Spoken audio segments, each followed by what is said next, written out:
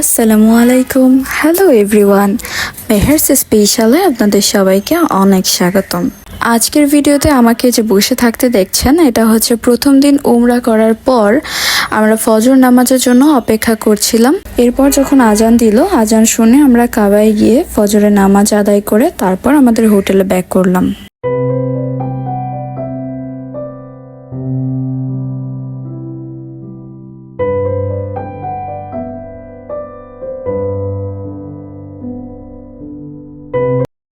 যেহেতু আমরা কাবা থেকে ফজরের নামাজ আদায় করে হোটেলে ব্যাক করেছিলাম, এরপর আমরা খাওয়া দাওয়া করে ঘুমিয়ে পড়ি। আর এটা হচ্ছে এরপর দুপুরবেলা আমরা চলে এসেছি কাবার উদ্দেশ্যে। আর এখন প্রায় 12টা বাজে, কিছুক্ষণের মধ্যেই জোহরের আজান দিবে। তো আমরা এর জন্য কাবার দিকে যাচ্ছি। আমরা কাবার মধ্যেই জোহরের নামাজ আদায় করব ইনশাআল্লাহ।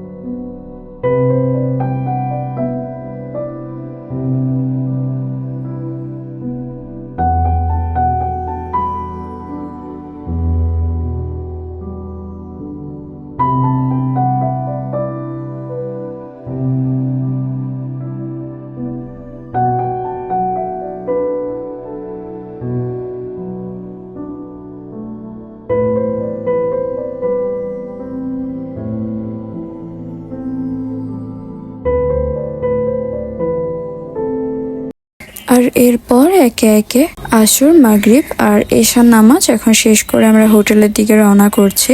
আর আমি আগের ভিডিওতে বলেছিলাম যে আমাদের কাবা থেকে আমাদের হোটেলের দূরত্ব সর্বোচ্চ 3 থেকে 4 মিনিট অবধি ছিল। তো আমরা আসার পথে, আর এখানে আমাদের হোটেলের নিচে একটা লম্বা কলোনি ধরে অনেকগুলো মার্কেট রয়েছে, যেখান থেকে আমরা কিছু ফল নিয়ে নিলাম। আর এখানে আজকে রাতে খাওয়ার জন্য আমি একটা কাপ নুডলস নিয়ে নিয়েছি, যেটা ইনস্ট্যান্ট মেক করা হয় কাপ নুডলস, ওইটা।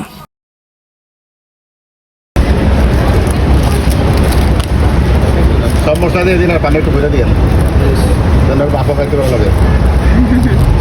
গ্যালার ভরে দিন। স্পাইসি হবে? এগুলো টেস্ট আছে, আপনি দেখে দিলাম আপনার।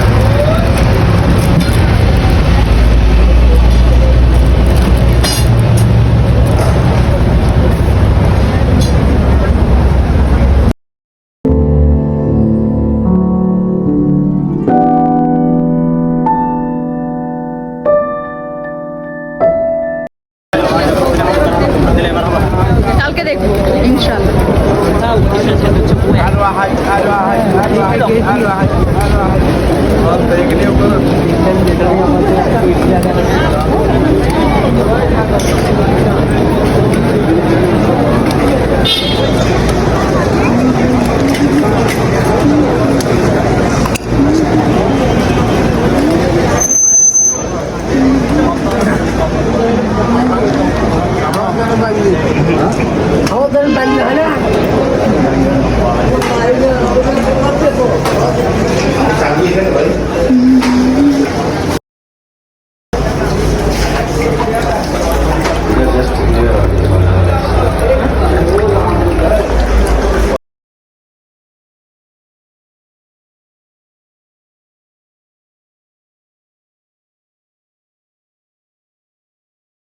নুডলসের ভেতরে থাকা সমস্ত মশলা টশলা মেখে এর মধ্যে গরম পানি দিয়ে ঢেকে রেখে দিয়েছিলাম মনে হয় 5 মিনিটের মতো।